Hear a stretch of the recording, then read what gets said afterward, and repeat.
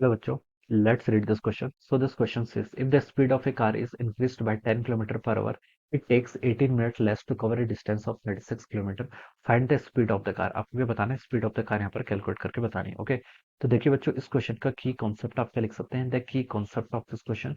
इस क्वेश्चन में देखिए आपको स्पीड ऑफ द कार क्या करनी, कैलकुलेट करके बतानी है. ओके, तो इस क्वेश्चन का की कॉन्सेप्ट आप बच्चों स्पीड लिख लीजिए. क्या लिख लीजिए? स्पीड. स्पीड देखिए बच्चों किसके इक्वल होता है आपका. स्पीड का फॉर्मूला होता है आपका डिस्टेंस अपॉन टाइम के इक्वल. कितना होता है आपका स्पीड.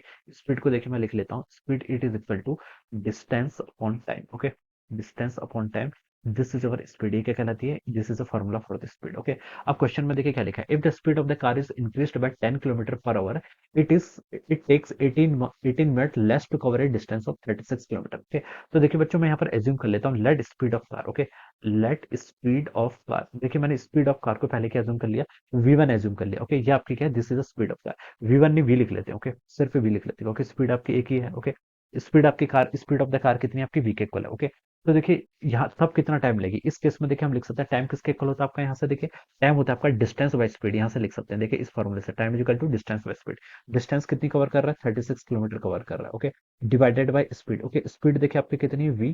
ये आपके किलोमीटर पर आवर में है मान लेते हैं, जिसमें आपके किलोमीटर पर आवर. ओके, ये हम लिख लेते हैं, ये आपकी क्या है, आपके किलोमीटर पर आवर में. ओके, यूनिट्स देखिए यहाँ पर कैंसिल हो जाएंगे, तो ये आपका टाइम t1 हो गया. ओके, अब देखिए ये कब थी, जब वो अगर 20 स्पीड से मूव कर रहा है तब उसको इतना टाइम लग रहा है. अब क्वेश्चन बोला कि if the speed of the car is increased by 10 kilometre per our. Okay, speed आपने इंक्रीज कर दी, पहले v थी, अब देखिए जो आपकी नेक्स्ट कंडीशन है, नेक्स्ट कंडीशन में देखिए आपकी स्पीड कितनी होगी, v ना थे, और v ना होके कितनी होगी है, v plus 10 kilometre per our होगी. ओके, ये अब इसकी स्पीड होगी.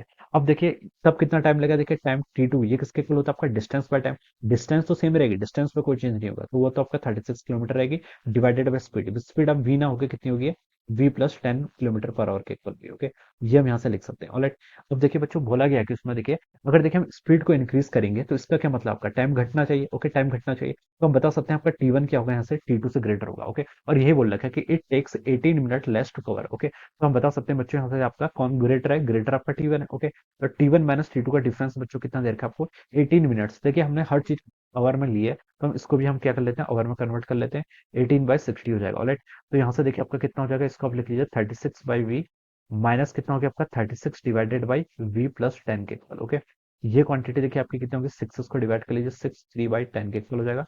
6 रिजेक्ट इन, यस 10 के इक्वल हो गया. यहाँ से बच्चों कितना आ गया, यहाँ से v इंटू वी प्लस 10 के इक्वल हो गया.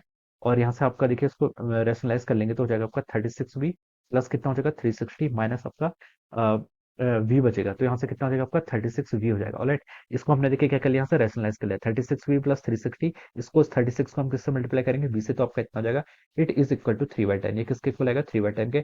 36v से 36v कैंसिल हो गया, और यहाँ से आपका लिख सकते हैं बच्चों, इसको आप क्रॉस मल्टीप्लाई कर लीजिए ना, तो देखिए कितना हो जाएगा 360 इंटू 10 करेंगे तो यहाँ से हो जाएगा आपका 3600 इज इक्वल टू कितना 3v इंटू आपका v प्लस 10. ये देखिए आपके क्वाड्रेटिक इक्वेशन बन गई. Okay, yes quadratic. तो देखिए इसको हम थोड़ा सिंप्लीफाई कर लेते हैं, 3 से आप इसको सॉल्व कर लीजिए, तो 3 से डिवाइड कर लेंगे तो 1200 is equal to v into V plus 10 के इक्वल हो जाएगा. ओके, ये यहाँ पर इतना आ जाएगा. इसको देखिए सॉल्व कर लीजिए, इस इक्वेशन को देखिए मैं यहाँ पर सॉल्व कर लेता हूँ, कितना हो जाएगा, ये देखिए कितना हो जाएगा आपका, ये हो जाएगा आपका वी स्क्वायर प्लस आपका 10v it is equal to 1200. कितना हो गया आपका 1200 के इक्वल, या फिर इस पे ऐसे लिख लीजिए प्लस 10v माइनस बच्चों कितना हो जाएगा यहाँ से आपका 1200 it is equal to 0. Okay, तो इसको देखिए हम इसके रूट्स क्या क्या होंगे, देखिए बच्चों देखने से पता चल रहा है -40, सॉरी 40 और -30, तो ऐसे लिख लीजिए आपका. ये आपका कितना होगा, v प्लस 40 और v माइनस 30 लिख सकते हैं. दोनों का प्रोडक्ट देखिए यहाँ पर -1200 के इक्वल आ रहा है, तो v की वैल्यू बच्चों कितनी आएगी, -40 और 30 के इक्वल आएगी. ओके, तो यहाँ से देखिए बच्चों आपकी v की क्या आ रही है, आपकी दो वैल्यूज आ रही है. ओके, तो -40 तो स्पीड कभी नेगेटिव हो नहीं सकती, तो ये आपका डिस्कार्ड हो जाएगा, तो उसका जो करेक्ट आंसर हो जाएगा वो क्या हो जाएगा आपका 30. तो हम बता सकते हैं जो उसकी स्पीड होगी वो कितनी होगी, 30 किलोमीटर पर आवर. ओके,